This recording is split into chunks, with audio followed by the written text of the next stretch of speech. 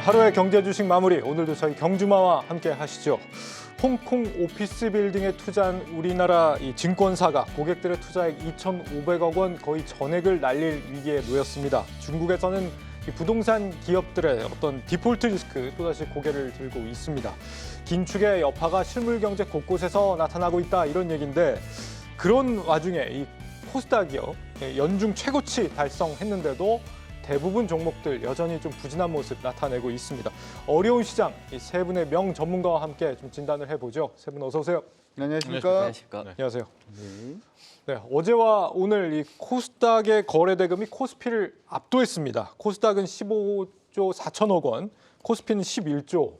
역시 뭐 에코프로 그룹주의 영향이 컸다, 이렇게 봐야 될까요? 이제 일단 2차 전지 쪽으로 그 자금 자체가 좀 많이 몰리는 그런 모습이 일단 있었고, 이러한 부분으로 인해서 이제 코스닥의 거래 대금이 좀 큰 폭으로 증가하는 그러한 모습이 아니었나라고 생각을 해볼 수 있을 것 같습니다. 특히 이제 미국에서의 어떤 테슬라의 어떤 상용차라든지 하는 부분에 대한 얘기들, 이러한 부분이 향후에도 이제 2차 전지 관련된 전기차 이제 성장이라든지 2차 전지 관련된 부분의 성장이 계속해서 좀 부각이 되고 있는 그런 모습이 아닌가, 이렇게 생각이 들고요. 최근에 우리 국내에서도 지금 테슬라 모델 Y인가요? 팔리는 부분을 보면 5천만 원대, 사실 말해서 이제 350km 정도 달리는 저가형 모델이 지금 나와 있는 그러한 상태인데, 이러한 부분에서도 일단은 전기차 시장이 조금 더 확대될 수 있지 않느냐라는 부분에 대한 기대감, 이로 인한 2차 전지 관련된 종목군들로 매기가 쏠림 현상이 좀 이어지는 모습이고, 그러다 보니까 시장 안에서는 코스닥에 거래대금 좀 많이 몰렸다, 이렇게 생각을 해볼 수 있을 것 같습니다. 예. 코스닥 같은 경우는 연중 최고치 경신했다고 그러던데, 오늘 장 어떻게 좀 평가를 하세요? 일단 뭐 코스닥은 그랬고요. 네. 코스피 같은 경우에는 지난주에 뭐 대형 호재가 있었죠. 미국의 6월 소비자 물가 상승률, 특히 근원 물가가 5%를 밑도는 4.8까지 나오면서 시세가 잠깐 반짝하는 듯 했었죠. 예. 근데 제가 지난주에도 말씀드렸지만 시세는 다음 주, 그러니까 FOMC 끝나고부터 아마 거래소의 시세가 보여줄 것이다. 그게 일종의 우리나라에 들어와 있는 이제 파생 투자자들의 특성, 요즘에 MZ세대는 그걸 종특 이런 표현을 많이 쓰잖아요. 네. 그러니까 이 우리나라에 들어온 이 파생 그 알고리즘이 굉장히 악질적입니다. 예, 그렇기 때문에 이게 이제 비어 있잖아요. 그날 소비자 물가 상승률 시세 나왔고, 네. 다음 주에 FOMC가 있으면 요 일주일 이 기간 동안은 그야말로 개인과 반대되는 시세를 계속 밉니다. 좀 전문적일 수는 있는데, 과거 인간들이 만약에 하는 이런 시기에서는 선물 3,000계약 매도, 5,000계약 치기도 어려웠는데요. 네. 지금은 순식간에 7, 8천 계약 쳤다가 많이 쳤을 때는 뭐 1,000계약 이상 또 매도 쳤다 매수 쳤다 하면서 완전히 본장을 흔들어 버리거든요. 그래서 좀 안타깝지만 실은 다음 주 7월 FOMC 회의 있을 때까지는 좀 뭐 이렇게 흔들리는, 위아래로 흔들리는 모습을 보일 수가 있고, 어쩌면 2,600도 이탈하는 모습을 보일 수는 있겠지만, 글쎄요, 저는 뭐 FOMC 지나고 나서 이제 새롭게 다음 주부터는 시세를 되찾고 궤도에 오를 것이다, 이렇게 시장 분석하고 있습니다. 코스닥은 어떻게 생각하세요? 코스닥이 어쨌거나 연중 최고치다, 뭐 요거는 좀 의미 있는 거 아니냐? 현 시장에서 코스닥 이퀄 에코 형제들이죠. 네. 에코 형제와 2차 전지가 이끌고 가고 있기 때문에 현재로서는 2차 전지가 짱짱하게 버틴다면 코스닥도 버티는 것이고요. 아마 지금 시외에서 보니까 좀 2차 전지들이 흔들리고 있는데, 이게 이제 공매도들이 일시적으로 시외에서 밀어놓고 뭐 내일 하는 플레이인지 뭐 그런 건 누구도 알 수는 없겠지만은, 결과적으로 2차 전지가 계속 가고, 뭐 또 이따가 얘기할 수는 있겠지만은 계속 지금 스퀴즈를 시키고 있잖아요. 네. 뭐 JP 모건도 나가 떨어지고, 이런 행보가 나온다면 코스닥도 뭐 재료나 펀더멘탈 상관없이 공매도와 개인 쇼 스퀴즈 당하는 것, 뭐 이런 것들로 뭐 시장에 훨씬 더 큰 영향을 주지 않을까 보고 있습니다. 예. 차장님 오늘 시장 어떻게 보셨어요? 뭐 혹시 뭐 많이 말씀을 드려도 좀 지겹긴 하지만 에코프로 뭐 이렇게 또 오늘도 좀 상승세로 보여주는데, 아쉬운 부분이 이쪽에서의 유동성이 좀 몰리니까 네. 다른 업종과 종목들이 이 좀 소외되는 부분은 뭐 시청자분들께서도 이 종목들 오늘 어떻게 보면 올라간 종목보다도 떨어진 종목들이 더 많거든요. 그렇기 때문에 아쉬운 부분은 좀 체감상으로 봤을 때는 좀 있다라고 좀 생각이 되고 있고, 예. 뭐 그리고 그 어제도 이제 미국의 뭐 소매 판매나 여러 가지 면에서 봤을 때 이 우리나라의 좋은 이슈는 아닌 것 같아요. 왜냐하면 소매 판매도 예상치보다 낮게 나온 상태에서 우리나라도 이제 미국 쪽에서의 수출에 대한 비중이 큰데 그거에 대한 우려감도 좀 있었기 때문에 이 어떤 경제 지표, 매크로적인 면에서는 시장이 우호적인 면은 아니었다라고 좀 생각이 되고 있고요. 지금 시장이 전체적으로 뭐 그 에코프로나 여러 가지 종목들 때문에 화랑이라는 느낌은 들겠지만 실질적으로 그 어떤 국내 우리나라뿐만 아니라 뭐 국외의 리스크가 어떤 좀 줄어드는 느낌이지 어떤 호재가 생기는 부분은 좀 아니거든요.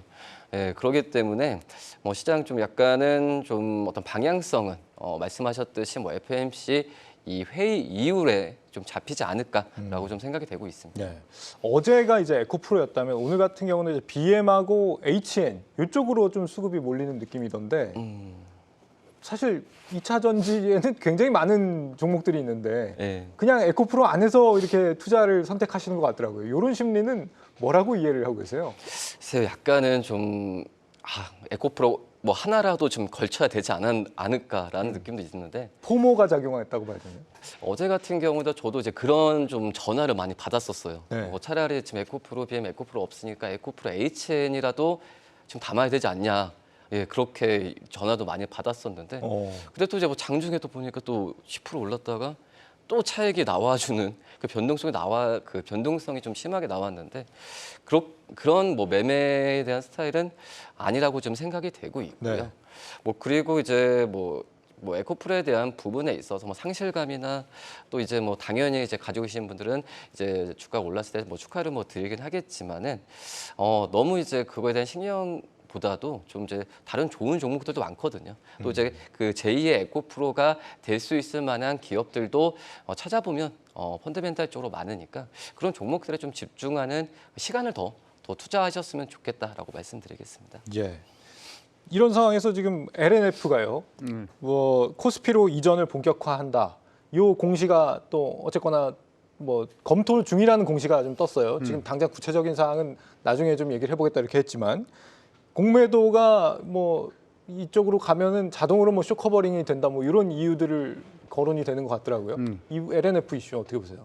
일단 사실 그 지금 주가가 올라가는 2차 전지 관련된 부분에는 뭐든지 이슈를 다 갖다 붙이는 게 아닌가 이렇게 또 생각이 듭니다. 아까 말씀할 때 이제 에코프로 HN 같은 경우에는 ESG 관련된 종목임에도 불구하고 오늘 같은 경우에는 에코프로에 이름 붙었다는 이유만으로 주가가 좀 큰 폭의 어떤 등락 자체를 보였기 때문에 네. 제가 생각할 때 지금 2차 전지 관련된 종목군들이 여러분들이 투자하실 때 LNF도 역시 마찬가지입니다만은 안에 어떤 이슈라든지 하는 부분을 보는 것은 본질 자체를 보는데 좀 도움이 되지 않는다 이렇게 생각을 하고요. 일단 2차 전지 관련된 종목군들은 아까 이제 시간 외에서 조금 흔들린다라고 말씀해 주셨습니다만은 본장에서 일단 꺾이지 않는다면 이건 그냥 어떻게 보면은 쇼핑하러 갔을 때 네. 물건이 이쪽 물건이 왜 잘 팔리는지는 모르겠지만 그쪽이 잘 팔리면 무조건 글로 가는 그런 식의 어떤 심리로 끝까지 한번 몰고 간다라는 부분으로 대응을 하시면 어떨까 이렇게 생각이 들고요. 사실은 오늘 2차 전지 관련된 부분의 종목군들이 강세였다라고 얘기는 했습니다만은 네. 미국 내에서는 엔비디아 주가도 좀 강했고 사실은 이제 우리나라 안에서 의료 AI 관련된 종목군들도 조금 강세 움직임을 보였어요. 네. 심지어는 안에 있는 루닛이라든지 관련된 종목군들은 좀 강세 움직임을 보였고 그다음에 딥노이드 같은 경우에는 오늘 일단 상한가 또 진입을 하는 그런 모습이 일단 나타나면서 시장 전체적으로는 2차 전지가 전방에서 있는 듯한 그런 모습이 보이고 시장을 자세히 보지 않으면 그냥 2차 전지만 간다 이렇게 생각을 할 수 있습니다만은 여전히 시장 안에서 이전에 강세였던 의료 AI 관련된 종목도 오늘 강세였고 일부 이제 자동차 관련된 종목군들도 좀 강세였기 때문에 지금 여러분들이 뭐 2차 전지를 가지고 계시는 분들이야 뭐 2차 전지를 계속 보시면 되는데 아니신 분들은 지금이라도 2차 전지를 담는다 이렇게 생각하시기보다는 네. 물 안에서 지금 살짝 움직이고 있는 종목들한테도 좀 관심을 좀 가지시는 게 어떨까 싶습니다. 바이오도 오늘은 조금 움직임이 네. 있던데 바이오는 뭐 추세적인 움직임이라고 봐야 됩니까? 새로운 주도주로의 뭐 기대감 이런 걸 좀 가져봐야 되는 건지. 사실 이제 바이오 같은 경우에 지금 두 가지로 우리가 나눠 볼 수 있을 것 같은데요. 먼저 이제 볼 수 있는 부분은 우리 예상외로 지금 이제 필요라든지 하는 부분에 매출이 좋다 이런 얘기를 많이 하고 있습니다.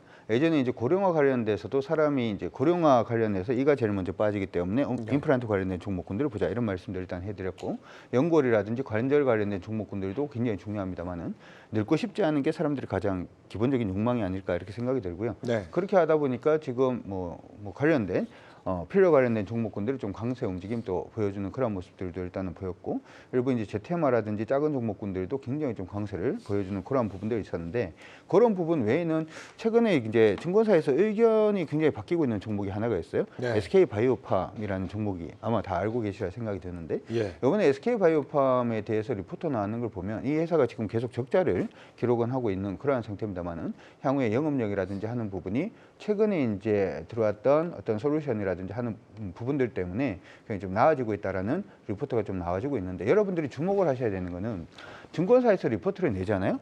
내는데 이거 매수냐 아니면 제목이 어떠냐 이거 많이 보신 분들이 있는데, 네. 전 여러분들이 그거 보시기보다는 좀 증권사의 의견이 어떻게 바뀌고 있는지를 이제 초점을 맞추시고 좀 보시면 어떨까 싶습니다. 최근에 SK 바이오팜 같은 경우에는 저번 달하고 이번 달 들어가지고 대부분 증권사에서 지금 목표 주가를 높이는 그런 모습이 일단 보여주고 있고요. 네. 바닥권에서 지금 턴하고 있다는 점을 생각을 해본다면, 예전에는 셀트리온이 대장주로 다른 바이오주를 이끌었다면 이번에는 SK 바이오팜 위주로 해서 이제 바이오 관련된 종목이 오르는 그런 모습이니까, SK 바이오팜이 꺾이지 않는다면 다른 바이오 관련된 종목군들의 시세를 조금 더 이어질 수 있다 이렇게 생각하시고 봐주시면 어떨까 싶습니다. 알겠습니다.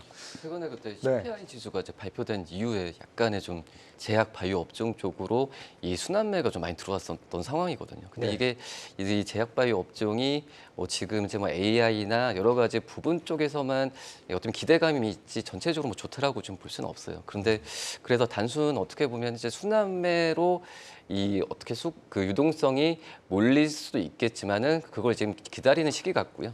그래서 지금 어떤 실적이나 여러 가지 면에서 본다고 한다면 특별한 모멘텀은 아직 좀 부족하지 않나라고도 생각이 됩니다. 예. 지금 유튜브 그 시청자 채팅방에서는요, 굉장히 뜨거운 논쟁이 뭐냐면 2차 전지 다음이 반도체가 다시 올 거야. 왜냐면 요 이틀 반도체가 좀 굉장히 부진했거든요. 2차 전지 강세와 함께. 이제는 반도체가 다시 좋아지지 않을까 이런 말씀을 하시는 분도 계시고, 이제 반도체는 끝난 것 같아 이렇게 보시는 분들도 계시고. 제가 이전에 2차 전지 밀릴 때 누가 감히 2차 전지가 끝났다고 말할 수 있겠는가라고 말씀을 드린 적이 있는데, 네. 지금 역시 마찬가지로 누가 감히 반도체가 끝났다고 얘기를 할 수 있겠는가라는 말씀을 좀 드리고 싶습니다. 예. 저는 사실 어떻게 생각을 하냐면, 거래소, 소위 말해서 코스피 시장이 주도를 하기 시작을 하면 기본적으로 시장의 주도주는 반도체하고 자동차가 된다 이렇게 해서 기억을 해두시면 좋을 것 같고, 네. 코스닥 시장이 시장을 상회하는 그러한 수익을 내리는 경우에는 2차 전지가 된다 이렇게 생각하시면 좋을 것 같은데, 제가 이전에 그런 말씀 한번 해드렸어요. 우리 시장의 종목군들이라든지 주도주의 움직임 자체는 미국 시장의 어떤 종목군들이 강세를 보이는가에 좀 달려 있는 것 같다 이런 말씀을 일단 해드렸고, 테슬라가 최근 강세를 보이니까 우리 2차 전지 강세, 그리고 엔비디아가 지금 강세를 보여주고 있다는 점은 우리나라 반도체 관련된 종목이 오늘 끝나지 않았다는 거 기억을 해두시면 좋을 것 같고, 저는 사실 오늘 반도체 관련된 종목이 엄청 많이 밀렸거든요. 그 밀리는 걸 보면서 기회가 조만간 오는구나. 왜 그런 생각이 들었냐면, 종목이 크게 밀린다라고 하는 부분은 그 종목에 지금 그 종목에 대한 의지라든지 확신 자체가 없는 사람들이 좀 많이 팔았다라는 얘기가 되기 때문에, 많이 팔면 더 이상 팔 물량이 있다 없다 적어질 수밖에 없기 때문에 반도체 부분은 조만간 다시 한 번 더 불을 뿜는다 이렇게 생각하시고 보시는 게 좋을 것 같습니다. 최근에 공매도 세력들이 2차 전지 섹터에서 굉장히 많이 큰 손실을 보면서 그 부분들을 좀 만회하기 위한 이유에서 반도체 쪽에 좀 차익 실현을 들어간 거다 이렇게 보는 시각들도 있던데, 이런 부분은 어떻게 봐야 됩니까? 맞다고 보세요? 예? 글쎄요, 그거야 우리가 증권사 사정이기 때문에 그런 추론은 가능하겠지만은 네. 그것 때문에 여기서 일부분 팔아서 그 손실을 못 구했다. 여기까지 나가는 것은 조금 우리가 미지의 영역이기는 하지만요. 그러나 최근 에코프로 같은 경우 하나만 봐도 어제 같은 경우에 외국인이 22만 주를 사고 전전날은 10만 주를 사고 몇십만 주를 사고, 그 물량은 다 숏스퀴즈라고 봐야 됩니다. 합리적으로 그 지금 밸류에 외국인들이 그 10만 주, 20만 주를 사지는 않거든요. 그러니까 현재까지 진짜 솔직하게 말씀드려서 개인과 JP 모간 등등으로 한 공매도할 세력들에서 개인들이 선전하고 압승을 하고 있는 그런 상황이 됐겠고요. 우리나라 공매도 룰이 좀 독특해서 우리는 90일이 있다고 하지만은 계속 리볼빙이 가능하고요. 심지어 외국인은 사과 기간이 없는 그런 와중인데, 그럼 언제 스퀴즈를 당하느냐? 이제 그 빌렸던 대주했던 그 사람이 나 이제 팔려고 할 때 이제 어쩔 수 없이 그때는 이제 아웃돼 가지고 계속 해주게 되는 그런 상황이기도 한데, 현재로서는 개인들이 워낙 뭉쳐가지고 뭐 역대급으로 공매도들이 패하고 있는 그런 상황이 이어지고 있는 것 같아요. 그러니까 외국인들이 그거를 만회하려고 딴 데를 팔았는지 아니면 여기서 이제 또 때리려고 들어올는지 뭐 그런 것들은 글쎄요, 여기까지 뭐 우리가 확언하기 힘든 것 같습니다. 그렇군요. 네. 지금 근데 결국 네, 말씀하세요. 우리나라 뭐 코스피로 본다고 하더라도 이 IT 그리고 제약이 거의 이제 시가총액 70%를 좀 차지하고 있는 상황이기 때문에 이 반도체 쪽에서의 그의 부분은 우리나라 어떤 전체 경기를 좀 가늠할 수 있겠고, 근데 1분기 때 본다고 하더라도 이제 반도체 관련된 이제 상장사 거의 70%가 이제 그 적자를 좀 보였었거든요. 네. 예, 한마디로 어렵긴 어려워요. 어렵긴 어려운 상황이고, 그리고 이제 1분기, 2분기 때 이어서도 이 3분기 때의 실적에 대한 부분에 있어서 지금 어떤 강한 확신 부분이 좀 안 나오고 있는 상황이기 때문에 네. 뭐 적극적인 매수를 지금 하기가 또 좀 힘든 그런 투자 심리도 좀 있지 않나라고 좀 생각이. 확신이 안 나온다는 건 어떤 이유 때문에 그렇게 보세요? 우선은 지금 전망이 좋다는 부분이 어떻게 보면은 이제 뭐 AI 또 그리고 뭐 차량용 반도체, 그러니까 지금 고부가 가치 쪽에서의 이 실적에 대한 부분에 있어서 영업이익이 높아지면은 기존의 어떤 드램이나 여러 가지 쪽에서 만회를 할 수 있는 구조로 간다, 이런 부분인데 어떤 기본으로 봤을 땐 그 재고가 소진되면서 드램 가격이 이 반등이 좀 필요한 게 맞는 것 같아요. 그래야 이제 뭐 신사업도 이제 더 투자를 할 수도 있고, 네. 예, 그런 점에서 좀 다 이제 처음부터 뭐 왁구가 좀 잘 맞아야 어떤 실적이나 이런 부분이 다시 투자 심리가 좋아지지 않을까라고도 좀 생각이 듭니다. 네. 업황이 그 개선되고 있느냐 여기에 대한 좀 의견들이 분분한 상황인 것 같은데 업황에 대해서 좀 추정해 볼 수 있는 데이터가 하나 좀 오늘 나온 게 있어요. ASML 실적이 나왔는데 이 반도체계의 슈퍼을이라고 하는 ASML 분기 매출이 1년 전보다 27% 늘어서 어닝 서프라이즈다. 여기 이제 EUV라고 하는 노광 장비 만드는 회사잖아요. 미세 공정에 필요한.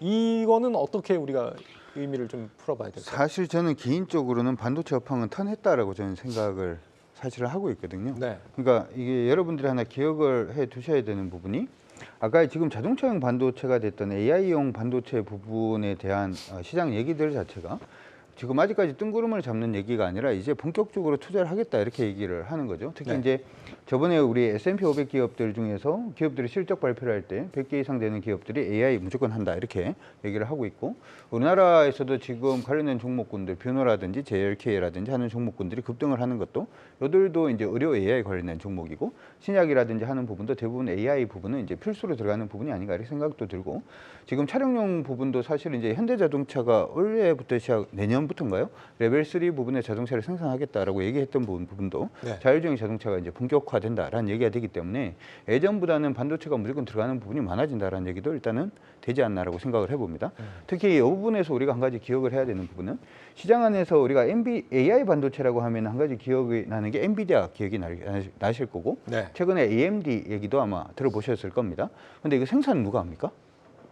그 걔네들이 설계를 해주는 회사잖아요. 네. 엔비디아라든지 AMD는 이제 설계를 해서 네. 칩을 이제 설계를 하는 회사라면 생산 누가 하죠? 파운드리 생산하는 데는 파운드리 업체인 TSMC가 전 세계에 90% 하고 있습니다. 근데 지금 다른 회사들이 지금 전부 다 AI를 한다 그러면 TSMC가 갑자기 캐파를 늘려서 이건 할 수 있는 게 아니거든요. 그러면 할 수 있는 준비된 회사가 하나밖에 없지 않습니까? 바로 이제 삼성전자가 그 부분을 할 수 있는 부분이고, 그리고 그런 부분 또 하나 더 생각을 할 게, AI를 본격화한다라는 얘기 자체는, AI라고 하면은 AI를 돌리기 위해서 뭐가 필요하죠? 빅데이터 필요하잖아요. 네. 빅데이터는 어디다 집어넣습니까? 서버에다 집어넣기 때문에 당연히 서버용 D램의 수요 자체가 예전에 아마존이라든지 넷플릭스라든지 스트리밍하는 회사들을 이제 넘어서서 본격적으로 이제 대규모의 빅데이터를 위해서 일단 뭐 관련된 그 메모리 관련된 회사들도 일단 좋아질 수밖에 없고요. 네. 거기에 한 가지 더 우리가 이슈를 덧붙여 본다면은, 미국하고 중국하고 엄청 사이가 안 좋지 않습니까? 네. 그러면은 중국한테 AI 반도체를 안 주겠다라고 얘기를 하면 중국은 그러면 안 줘도 좋습니다. 우리는 이제 AI를 포기하겠습니다. 반도체는 안 하겠습니다. 이렇게 할까요? 아니면은 자국에서 뭔가를 해보려고 노력을 해볼까요? 네, 뭔가 하고 있더라고요. 그렇죠. 네. 그걸 하려고 그러면 제일 먼저 뭐 필요하죠? 장비가 필요하지 않습니까? 그리고 규제를 안 받는 장비를 어떻게든 가지고 들어와야 되고, 그 다음에 이게 반도체가 만들어지면은 이 반도체 만들어진 게 제대로 이제 돌아가는지 안 돌아가는지 검사를 해봐야 되지 않습니까? 네. 그럼 검사를 해봐야 되는데 검사 장비가 중국 같은 경우에는 자국의 국산화율이 5%가 안 되거든요. 그러면 이건 또 어디서 가지고 와야 되죠? 우리나라에서 또 가져가야 되는 부분이 있기 때문에 반도체 업황 자체는 저는 미국 쪽에 AI를 보더라도 일단 턴했다 이렇게 생각을 하고, 장비 쪽으로는 일단 이게 모듈 하는 부분은 물론 이제 AI 쪽입니다만은 그거 말고 검사 장비라든지 하는 부분은 또 중국 쪽의 어떤 시장이 굉장히 열려 있기 때문에 원래는 일단 여러분들이 보실 때 반도체는 일단은 턴했다라고 생각하시고 투자하시는 게 저는 옳지 않나 이렇게 생각합니다. 말씀하신 부분이 이제 굉장히 최근에 뜨고 있는 부분인 건 맞는데 앞서서 이제 이성차님이 말씀하셨던 부분이 있잖아요. 그러니까 반도체 가격 자체가 지금 여전히 하락하는 중인데 3분기에도 네. 이게 업황이 개선되고 있는 게 맞아?라는 의문을 던지신 거거든요. 이분은 어떻게 보세요? 사실은 이제 우리가 이제 얘기를 할 때 그 디램 익스체인지의 얘기 나오는 DXI 그 반도체 현물 가격 자체를 보는 부분도 굉장히 중요합니다만은 제가 생각을 할 때는 이 반도체 부분에 물론 이제 수요 공급이 더 중요하기 때문에 반도체는, 근데 시장 안에서 지금 미국에서 예전에 이제 마이크론의 실적이 발표했을 때도 대부분 얘기가 나오는 게 이게 반도체 가격이 턴했다라는 게 아니라 재고 조정이 이제 거의 이제 올해 하반기에는 마무리될 가능성이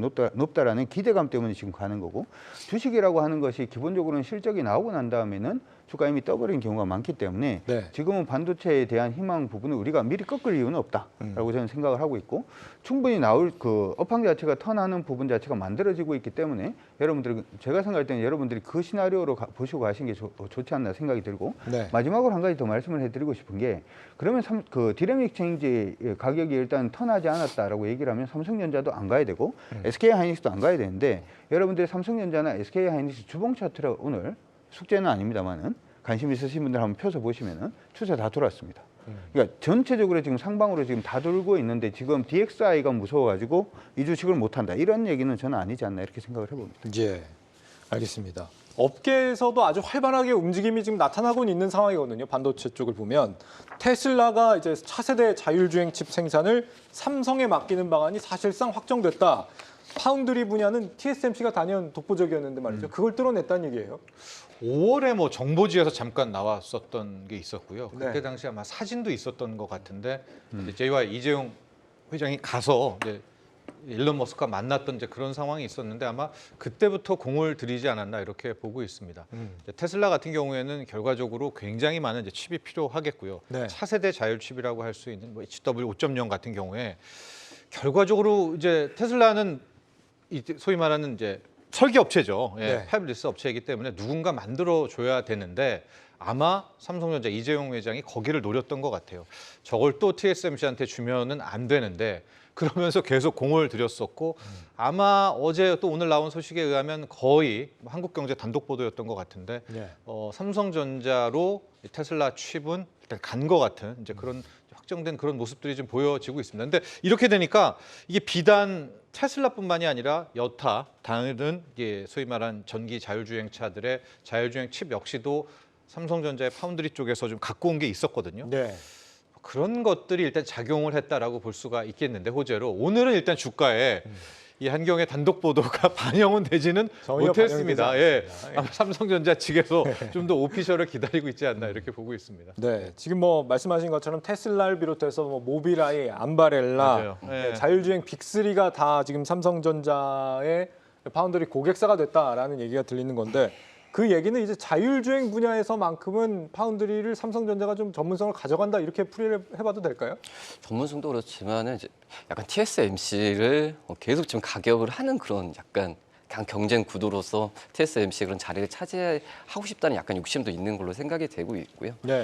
그리고 이제 이 어떻게 보면은 이 차량용 반도체가 뭐 일반 그 차량용 반도체라고 하지만은 이 자율주행 나 그 자율주행 쪽에서의 이 반도체 수가 이제 가격도 그렇지만은 들어가는 반도체 수도 많기 때문에 마진이 많이 남는 구조로 가는 그런 그 과정이 되고 있거든요.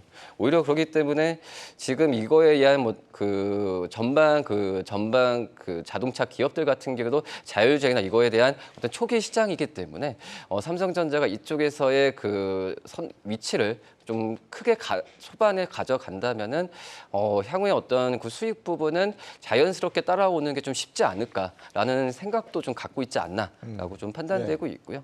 그리고 이제 이 일반 내연 기관차보다 이 자율주행 쪽에서의 이 반도체 교체 주기도 좀 빠르거든요. 뭐 그런 효과도 좀 기대를 하고 있지 않을까라고 좀 생각이 듭니다. 이 얘기를 들으면서 제가 아까 그 얘기를 했잖아요. 이게 제가 생각할 때는 삼성한테 안 주고 싶어도 이제는 안 줄 수 없는. 그러니까 그 AI 반도체를 만들 수 있는 비메모리를 만들 수 있는 사실 파운드리 업체가 네. 많지가 않고 지금 이제 삼성하고 TSMC가 경쟁하는 게 5나노, 3나노 뭐 이걸 경쟁을 하고 있는데 네. 다른 파운드리 업체들이 그냥 쉽게 뛰어들 수는 없는 부분이기 때문에 삼성은 일단은 이제는 비메모리 반도체 부분, 시스템 반도체 그쪽에서 제대로 한번 달린다 이렇게 생각을 하시면 좋을 것 같은데 그러면 우리가 기억을 해야 되는 게 하나가 있습니다. 뭔가요? 재밌는 게 하나가 있는데 네. 예전에 삼성전자가 이제 6만 전자, 7만 전자를 넘어서 8만 전자, 9만 전자, 10만 전자 얘기까지 나왔을 때가 이거 여러분들 예전 기사를 한번 찾아보면 이 가장 주된 이유는 삼성이 이제 비메모리 부분에 이제 본격 진출한다. 공장을 짓고 이제는 많은 업체들한테 이걸 수주 물량을 받을 것이다. 그래서 메모리에서도 탑이지만 비메모리에서도 이제는 달린다라는 얘기가 나오면서 9만 전자, 뭐 10만 전자까지 바라봤었는데 그러고 난 다음에 뚜껑을 열어보니까 아무도 주문을 안 해줘서 삼성 자기 것만 만들고 뭐 그러다 보니까 이게 뭐 기대는 그냥 기대였을 뿐 이러면서 주가가 많이 빠졌거든요. 근데 지금은 이제 요 비메모리 부분의 룸 자체가 자칫 채워진다는 얘기 자체는 삼성전자가 다시금 8만 전자, 9만 전자를 볼 수 있는 해가 저는 뭐 조만간 올해는 일단은 올해 10만 전자까지는 조금 어려울 수 있습니다만은 네. 내년 상반기까지는 그런 부분도 한번 기대를 해보는 것도 여러분들이 어떨까 이렇게 생각을 하고 있습니다. 삼성전자에 대한 기대감을 주셨는데 우리 종로 마법사님 반도체는 너무 종목이 많아 이렇게 말씀하시거든요. 네. 지금 이 상황에서 좀 투자의 이 차량용 반도체의 훈풍을 좀 접목해 볼 만한 아이디어는 없나요? 저는 반도체는 종목이 많아 이렇게 생각을 합니다만은 우리가 알고 있는 종목은 삼성전자이지 않습니까? 네. 일단 삼성전자부터 시작을 하고 난 다음에 반도체 관련된 부분을 보는데 지금 오늘 이슈로 계속 이제 테슬라라든지 하는 부분을 얘기를 했는 걸 가만히 들어보면 비메모리 반도체 쪽이란 말이죠. 그러면은 이쪽이 한번 훈풍을 타고 가겠다라고 생각하면 일단 삼성전자를 깐다라는 표현 좀 그런가요?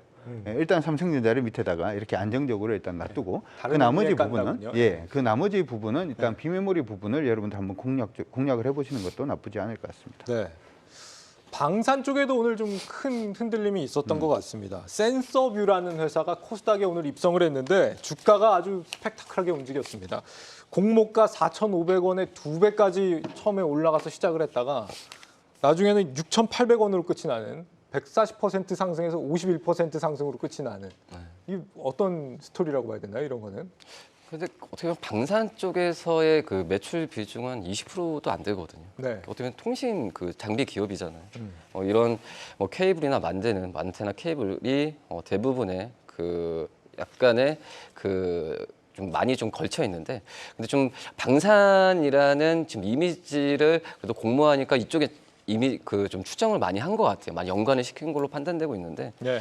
이쪽에서의 본다고 하더라도 이 밴드 패스 필터라고 해서 이 주파수를 이제 차단하는 그런 부분을 이제 LIG 넥스원에 지금 납품을 하고 있기 때문에 방산 관련주로 좀 분류되지만 이 어떻게 보면 이 통신 장비 쪽이 지금 안 좋잖아요. 예, 그런 부분에 있어서 좀 방산과 좀 연결돼서 약간 좀 고평가라기보다는 그쪽에서 주가에 대한 부분을 더 좀 가지 않았나라고 좀 생각이 듭니다. 그러니까 나름 뭐 삼성전자, 하이닉스, 퀄컴, 애플에다가 공급하는 곳이라는 고객사라는 얘기가 있는데 그렇죠. 사업 자체가 나쁜 곳은 아닌 거예요, 그러면? 사업 자체는 되게 근데 좀 하는 사업에 대한 부분이 좀 다양하거든요. 네. 말씀드렸듯이 안테나 케이블도 있고 뭐 커넥터도 하고 그리고 이제 솔루션 쪽에서의 기업 솔루션 쪽에서의 RF 사업 같은 경우에는 이 삼성전기에 계속 공급사에 대한 부분이 등록이 되어 있어서 네. 또 이제 미국 쪽에서도 이제 키사이트의 공급사가 등록이 되면서 뭐 고객사는 우리나라 그리고 이 미국 쪽도 좀 다양화가 된 그런 기업이라고 좀 볼 수 있겠고요. 뭐 지금 이 중요한 부분이 이 방산 쪽으로만 보지 말고 이 기업의 이제 신제품 개발에 대한 어떤 중장기 성장 모멘텀을 좀 집중을 하는 게 낫다라고 판단되고 있고요. 이 스마트폰에 사용된 이 다중핀 커넥터 뭐 그리고 테스트 장비죠. 이 HIFIX에 대한 부분이 매출에 올해부터 본격적으로 잡힐 가능성이 크거든요.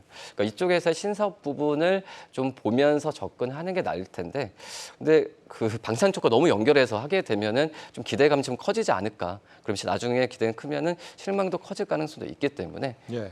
그쪽에서의 신사업에 대한 그런 좀 기대감만 좀 보시면 되지 않을까라고 생각이 됩니다. 예. 지금 뭐 방산 쪽 얘기를 하다가 잠깐 좀 딴 데로 색이 나는데 앤드류 빌리님 이 센서뷰 같은 잡종목 공모하지 말고 파두 공모해 이런 말씀을 주셨는데 파두 공모는 어떻게 생각하십니까? 저는 사실은 공모주를 여러분들이 접근하는 걸 그다지 권하지 않습니다. 그래요? 왜 그러냐면 공모주라고 해서 시장에 들어올 때는 소위 말해서 그 회사가 나올 수 있는 모든 실적을 끄집어내서 보통 상장하는 경우가 많거든요. 왜냐하면 증권회사 같은 경우에도 이거 상장을 시킬 때 상장하고 난 다음에 유증이 됐든 뭐가 됐든지 간에 그런 부분을 계속 받아오기 위해서는 그쪽 대주주의 기분을 좋게 만들어 줄 수밖에 없고, 그러다 보면 시장 안에서 상장돼 있는 상장을 웬만하면 좀 비싸게 하려고 하는 노력 자체가 나올 수밖에 없다, 이렇게 여러분들이 기억을 해두시면 좋을 것 같고, 그러고 난 다음에 상장된 그런 가격은 사실은 시장에서 이걸 판단한 가격이 아니잖아요. 증권사에서 판단한 가격이기 때문에 저는 개인적으로는 이게 이제 그 실질적으로 이게 적정 주가를 찾아가는 기간 자체가 최소한 3년 정도는 걸린다, 이렇게 생각을 하고 있어서 네. 여러분들이 이게 지금 보면은 아까 센서뷰도 이게 뭐 그렇다라고 얘기하고 여러 가지 모멘텀들을 꽉 이렇게 얘기를 뭐 하긴 했습니다만은 이 부분 자체가 이미 주가에 다 반영되어 있다, 이렇게 생각을 하고, 시장에서 이 부분을 어떤 식으로 평가를 할 것인가라고 하는 기간이 또 따로 들어가기 때문에 여러분들이 공모주 보실 때는 사실은 내용을 보시기보다는 그냥 차트의 흐름만 보시고 공략을 하시는 게 저는 맞지 않나, 이렇게 생각이 들고요. 그렇기 예. 때문에 잡주도 아니다, 이렇게 판단하기도 쉽지 않다, 이렇게 결론을 좀 내드리도록 하겠습니다. 알겠습니다. 지금 그 뭐 방산주 얘기를 좀 하다가 이제는 또 신재생 섹터 얘기를 해볼 필요가 있을 것 같다는 생각이 드는 게 워낙에 이제 기대는 높은 반면 못 가는 섹터가 이 두 가지 섹터거든요.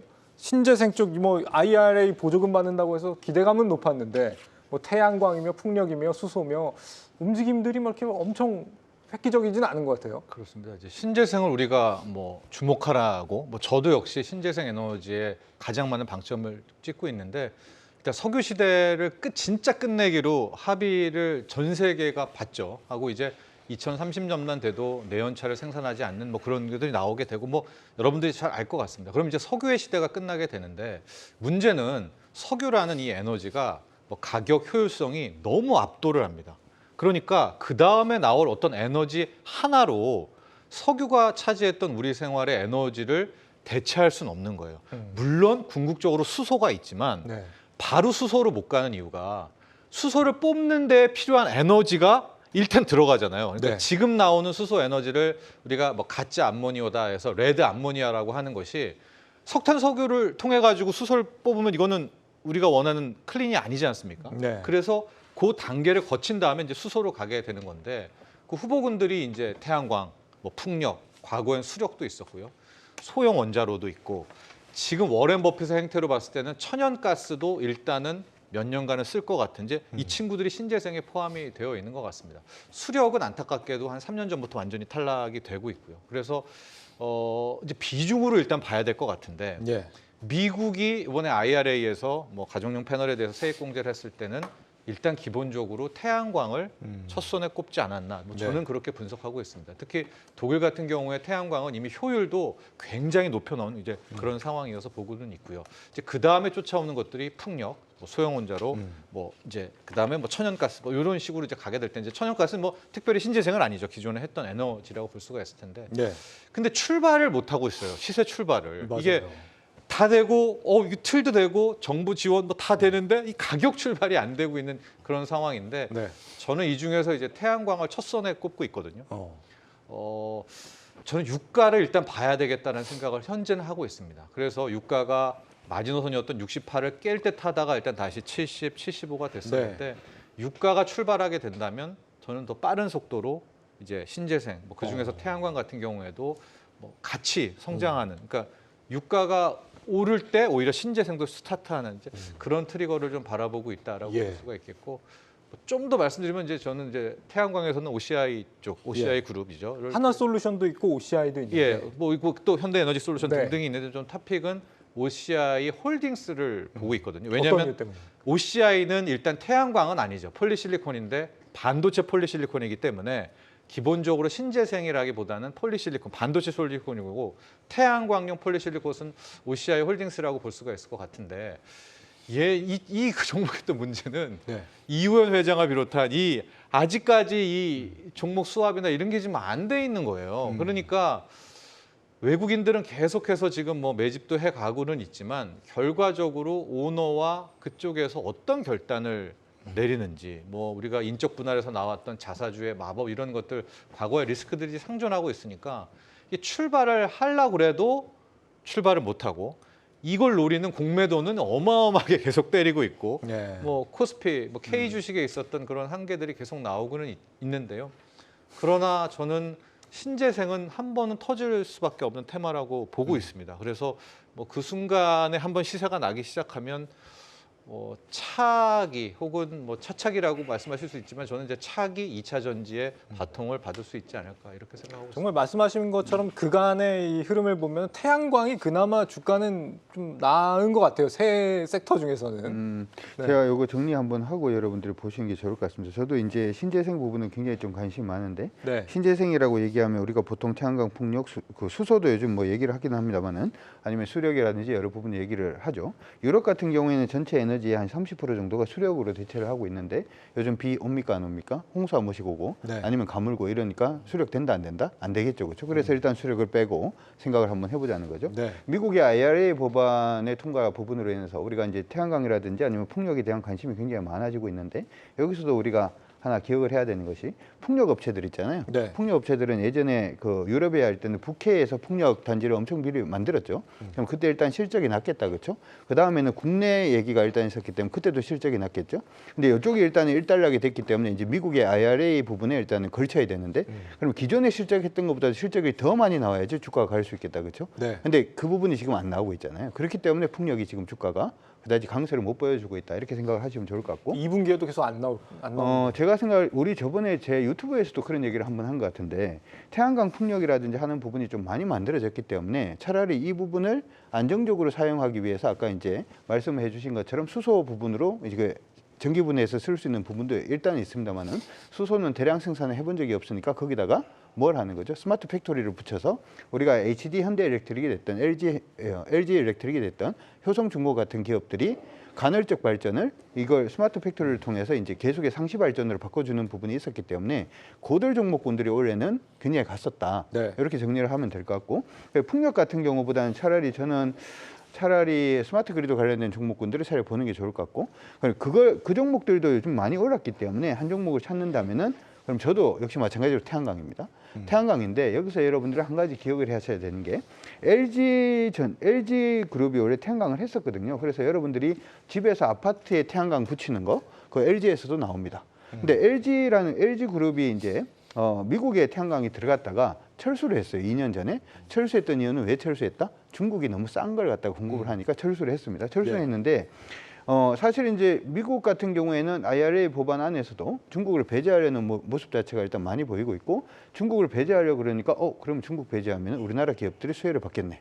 그리고 이제 HD 현대에너지솔루션이라든지 아니면 하나솔루션이라든지 하는 종목군들을 보게 되는데 여기에서 우리가 하나 기억을 해야 되는 부분은 중국산이 미국에 못 들어가 미국에서의 어떤 경쟁력 자체를 우리 거를 갖다가 좀 많이 잠식을 시켰는데 이 부분이 미국에서 퇴출이 되는 거지 글로벌로 퇴출이 되는 건 아니거든요. 지금 다르게 떠오르고 있는 태양광 시장은 여전히 인도입니다. 그렇게 생각을 하면 이게 하나 솔루션이 되었던 HD 현대에너지솔루션은 지금 미국이 한다라고 얘기는 하고 있습니다만은 그쪽으로 본격적으로 진입이 안 돼 있는 상태거든요. 그 얘기 자체는 다른 나라에서는 중국이 밀린다는 얘기가 되는 거니까 네. 태양광도 가격 단가는 조금 어려울 수 있겠다 이렇게 생각을 해볼 수가 있죠. 근데 OCI 홀딩스는 조금 달라요.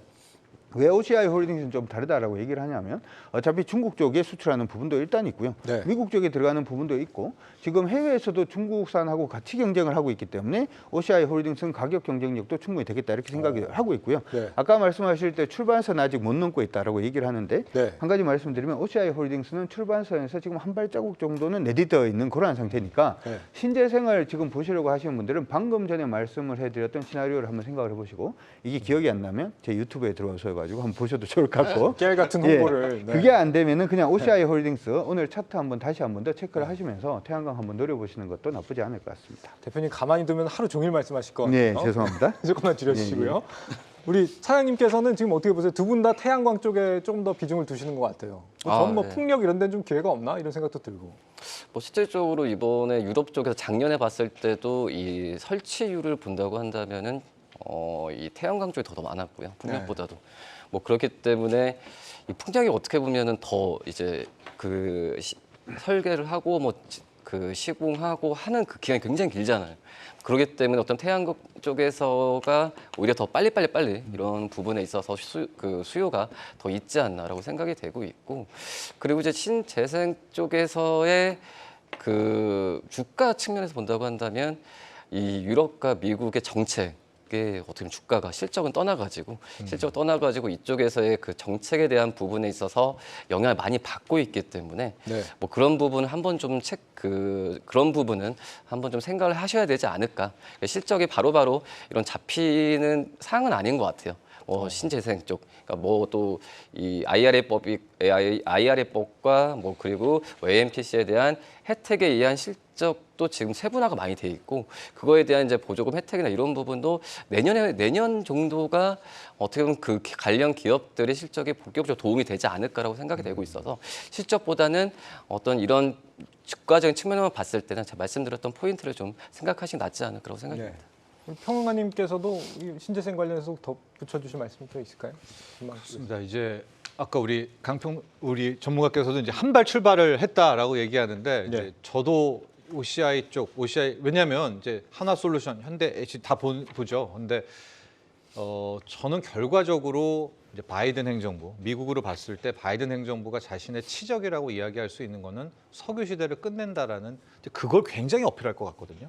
그렇게 되면 좀 더 신재생 쪽에 드라이브를 걸 것이라고 보고 있고, 미국도 별게 다 있었겠죠. 태양광도 있었겠고 풍력도 있고 수력도 있었겠지만 유독 IRA에서 태양광을 선택했다라는 것은 거기에 어떤 하나의 저는 방점이 있다라고 봐서, 결과적으로 일단은 딴 거 하시다가 하나를 신재생에 넣는다고 한다면 태양광을 넣어야 되는 게 맞다라고 보고 있고요.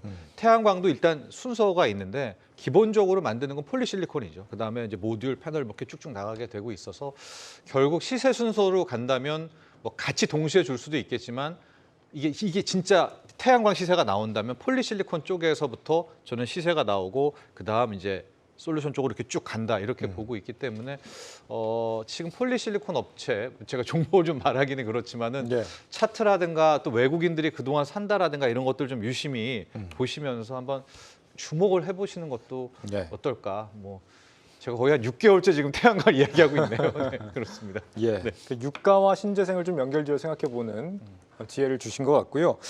지금 꾸준히 좋은 소식 들리는 엔터주 쪽도 한번 좀 얘기를 짚어보겠습니다. 올 상반기 K-팝 음반 수출액 사상 최고치 경신했다는 거 아닙니까? 미국이 또 큰 시장으로 떠오르고 있다라고 하고, 이런 점들이 반영이 되면서 증권사들도 좀 목표 주가를 좀 올리는 것 같더라고요. 네.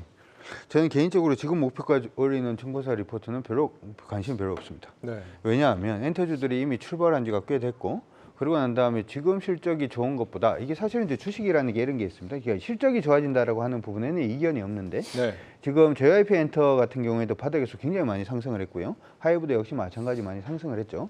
그러면은 상승을 했다라는 얘기 자체는 기본적으로 그 주식을 사고 난 다음에 안 파는 사람이 많다는 건데, 지금 이제 호재가 나왔을 때 누가 또 사줄 수 있는가에 대해서 우리는 좀 고민을 해봐야 될 것 같고, 누군가 사줄 수가 없는 그러한 형태가 되면은 그때부터는 호재가 나와도 주가는 좀 흔들릴 수 있다. 그리고 네. 그때 만약에 주가가 흔들릴 때는 그때는 매수할 시기는 일단 아니다, 이렇게 생각을 합니다. 근데 요즘 같은 경우에 하이브도 역시 마찬가지고, 호재가 나오고 있음에도 불구하고 엔터주들의 시세가 예전보다는 이제 그 주가 상승 강도 자체가 많이 약해졌다는 점을 일단 감안해 보자면, 이게 좋은 얘기가 나오고 있지만은 주가가 한 템포 쉬어갈 수 있다라는 것도 여러분들이 생각하시면서 지금 보시는 게 더 중요하지 네. 않을까 싶습니다. 아니 그런데 지금 2분기 실적도 뭐 잘 나온다는 평가들이 많지만 3분기 지금 3분기지 않습니까? 네. BTS 정국이 지금 1위를 나오자마자 1위를 차지하고 있고, 보니까 뭐 뉴진스도 나왔는데 지금 뭐 글로벌 빌보드 2위 한다고 하잖아요. 네. 이런 부분들 계속 반영되면 3분기에 실적 더 좋고 막 이런 기대감들 엄청 나오지 않아요?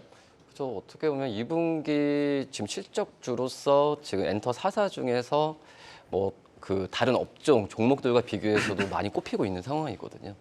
뭐 2분기 시점만 본다고 했을 때는 뭐 하이브가 작년 대비해서 좀 떨어진다고 하지만, 그래도 엔터 3사의 나머지 3사의 영업이익을 봤을 때는 하이브가 제일 높을 가능성이 크거든요. 네. 근데 지금 말씀하셨던 여러 가지 부분에 있어서 이 하반기 실적이 지금 2분기 실적보다 더 높게 좀 추정을 하고 있는 상황이기 때문에, 이제 엔터 종목들이 뭐 그전에는 그 어떤 뭐 반짝 인기, 누가 좀 인기가 왔을 때 이게 있었을 때 왔다가 주가 올랐다 떨어진다 이런 것보다도 실적주로서 주가가 좀 차곡차곡 올라갈 가능성도 있다라고 좀 생각이 좀 되고 있고요. 네. 그리고 이제 뭐 미국 지금 그 전에 말씀 한번 들었었는데 4세대 아이돌이라고 하잖아요. 뭐 4세대 아이돌이라고 한다면 우리나라 시장이 중요한 게 아니거든요. 네. 미국 쪽에서의 시장 그 미국에 현재 대비를 하면서 그거에 대한 실적에 대한 부분이 당연히 우리나라 시장보다도 미국 시장, 일본 시장이 더 크기 때문에 그쪽에서의 재비를 했을 때 벌어들이는 수익 같은 경우가 그 전에 아이돌의 수익보다도 더 높을 가능성이 있다라고 좀 생각되고 있거든요. 뭐 그렇기 때문에 하방식도 또 그렇지만은 물론 성공했을 때 얘기죠. 성공하고 근데 지금 이제 뭐 K-팝 문화나 여러 가지 부분에 있어서 또 이제 오프라인 쪽에서의 공연 수익도 비중 많이 차지할 거예요. 예. 뭐 그렇게 된다고 한다면 실적이 뭐 급격하게 상승하는 것보다도 이 점진적인 우상향 방향은 갈 가능성도 있다라고 좀 판단되고 있습니다. 예. 저는 여러분들이 엔터주가 실적은 나오는데 주가가 부러지는 그러한 현상이 일어날 수도 있다라고 말씀을 드리는 거니까 네. 일단 좀 주의하셔가지고 저는 보시는 게 좋을 것 같습니다. 예. 알겠습니다. 여기 혹시 뭐 평론가님도 덧붙이시겠어요? 항상 뭐 외국인들이 많이 주목하는 게 K-팝이니까 네. 뭐 외국인들이 또 많이 매수를 할지 않을까 이렇게 말씀 주셨던 걸로 기억을 하는데. 제가 그렇게 뭐 커버리지 하는 건 JYP를 계속 보고 있어요. 그래서 그때도 뭐 여러 차례 말씀드렸고 처음에 외국인들이 사기 시작했을 때 야 이거 지금 왜 사냐 뭐 이렇게 생각을 했었었는데 네. 이제 그 뒤로 지금 아직 2분기 실적은 안 나왔지만은 매출 1,500억에 영업이익 거의 500억대다. 영업이익률 40%? 뭐 이래? 그리고 작년 대비 영업이익이 2배가 돼? 이런 것들을 보면서 저도 주가 상승, 외국인들의 매집을 현재까지는 이제 설명이 가능하다라고 네. 볼 수가 있는데 주식은 항상 이제 그 다음을 봐야 되는 것이고 투자했던 분들이 이미 먹었겠지만 이제 우리가 들어갈까 말까에 대한 부분들 아니겠습니까? 과연 이제 3분기까지 한 번 더 확신을 준다면 그런 것들이 첫 번째겠고요. 두 번째는 이 K 발굴 스타 시스템 이게 진짜 시스템이야 아니면 운이야 이제 여기에 대해서도 계속해서 아직도 논쟁이 있을 것 같아요. 물론 이 정도 외국인이 샀다면 이건 시스템이야라고 판정을 내려준 거라고 볼 수도 있겠지만은 그래도 또 잘 문외한들 입장에서는 네. 이거 그냥 시스템 아닌 거 아니야 이런 생각이 좀 있거든요. 네. 그런 것들에 대한 확신의 차이 같습니다. 예. 지금 뭐 여러 가지 의견들이 있는 것 같아요. 지금 엔터주가 더 가냐 못 가냐에 대해서 뭐 다양한 의견들이 나오고 있는 상황이라는 건 분명히 알겠고 우리 시청자분들도 굉장히 엔터주에는 관심이 많으신 것 같아요. 반응들이 굉장히 많은 것 같고 뭐 어떤 분들은 뉴진스보다는 조용필이 더 좋다 이렇게 말씀하신 분도 계신 상황입니다. 자, 지금 그 외에 또 궁금한 사항이 중국 쪽의 이슈죠. 중국의 지금 뭐 부동산 관련해서 완다그룹이죠. 이번엔 헝다그룹에 이어서 이제 완다그룹도 또 부동산 디폴트 나오는 게 아니냐 이런 우려들이 제기되고 있는 상황인데 요거 평론가님 좀 어떻게 보시는지. 디폴트 할 것도 같더라고요. 지난주 금요일, 목요일 아마 블룸버그에서 완다 디폴트 사태 뭐 굉장히 크게 다뤘었는데 헝다 때도 우리가 비슷했었는데 지금 이제 헝다의 디폴트, 완다의 디폴트 이런 것들이 이게 시장에서 처리가 되고 있는 게 아니라 중국 공산당이 그러니까 정부가 일부러 얘네를 이렇게 몰아치는 거거든요. 네. 나중에 더 큰 아픔이 올까봐. 그래서 물론 악재입니다. 실제적으로 디폴트가 나면 시장도 우려하고 클 수는 있겠지만은 좀 다른 관점으로 본다면 차라리 헝다, 완다 다 디폴트를 치고 나게 되면 지금 부동산 중국 경기 부양 어떻게 할 때 사람들이 원하는 게 부동산 경기 부양을 원하잖아요. 부동산에. 그걸 이제 반대로 생각하면 이렇게 디폴트가 오히려 중국 공산당 정부 입장에서는 부동산 경기 부양을 할 수 있는 하나의 또 명분을 줄 수 있지 않을까 그런 시선도 함께 견지하고 있습니다. 요걸 계기로 부동산 부양이 크게 일어날 수도 있다 이런 기대감을 주셨는데 또 중국 잘 아시니까. 제가요? 예, 네. 강 대표님. 저는 사실 그렇게 신경 쓸 문제는 아니라고 일단 생각을 합니다. 왜냐하면 이게 디폴트가 나와서 이제 달러 채권 자체는 아마 보낼 가능성이 저는 높다라고 생각을 합니다만은 중국 같은 경우에는 보통은 이제 기업이 디폴트가 나서 뭔가 이제 뭐 넘어진다라고 했을 때 이게 우리가 생각할 때는 부도가 나서 뭐 회사가 없어진다라고 많이 생각들을 하실 건데 중국은 회사가 없어지는 개념이 아니라 대표만 없어지는 겁니다. 중국 공산당이 그 회사를 그냥 먹는 식으로 보통 가게 되고 그 회사의 아파트 분양이라든지 하는 부분은 원래 하던 대로 그냥 하는 경우가 좀 많기 때문에 네. 이게 디폴트가 난다라고 해가지고 크게 뭐 문제가 될 것은 없다. 저는 그렇게 생각을 하고요. 중국 같은 경우에는 중국은 사실 이제 GDP 자체를 시멘트 GDP라고 얘기를 많이 합니다. 무슨 네. 얘기냐면 부동산이 받쳐주는 GDP이기 때문에 이게 뭐 넘어져서 중국 경기 자체에 큰 타격을 주는 그러한 부분으로는 공산당이 움직이지 않을 거라고 생각을 하고 있기 때문에 큰 이슈는 되지 않을 거라고 근데 생각합니다. 중국이 지금 부동산 부양을 강하게 내놓지 않는다는 점이 좀 의구심이 들거든요. 어제 같은 경우도 전자제품 소비 촉진해라 뭐 이런 정책들을 내놓긴 했는데 정작 부동산이 지금 문제들이 많다는 얘기가 들리는데도 부동산 대책은 뭐 변변한 게 아직 안 나오는 것 같아요. 우리가 쉽게 생각하면 부동산 대책 중에 가장 좋은 대책은 뭘까요? 한번 생각을 해보면 금리 낮춰주는 거잖아요. 네. 그리고 지금 우리나라 같은 경우에 지금 기준금리가 한 3.5 정도 되는데 지금 시장 안에서 이제 주택담보대출 금리가 지금 3.5에서 3.75밖에 안 되거든요. 네. 금리가 낮아지면 보통은 부동산 경기가 좀 살아나는 그 가장 이제 직방인 어떤 효과를 보여주는 게 아닌가 생각이 드는데 중국 같은 경우에는 그러면 기준금리가 있냐? 기준금리 없거든요. 최우대 금리가 있잖아요. 그래서 작년부터 시작해서 최우대 금리 자체를 좀 많이 낮춰주는 그런 모습을 일단 보였기 때문에 네. 부동산에 대해서 아예 정책 자체를 안 편다라고 얘기하는 건 좀 아니지 않나 이렇게 생각이 들고요. 이번에 효과 자체로 아까 평론가님께서도 말씀해 주신 것처럼 중국이 좀 뭔가 더 움직일 수 있는 룸 자체를 충분히 만들 수 있기 때문에 저는 이 부분에 대한 리스크는 리스크기보다는 차라리 중국이 뭔가 부양책을 강한 걸 갖다가 내놓을 수 있는 기회가 된다 이렇게 생각하시고 보시는 게 좋을 것 같습니다. 알겠습니다. 자, 마지막으로 지금 2차 전지주가 시간에서 흔들리고 있다라고 하니까 내일 시장 어떻게 좀 흐름 예상하시는지 한 번씩 좀 듣고 좀 끝내볼까 싶어요. 차장님부터 좀 말씀해 주시겠어요?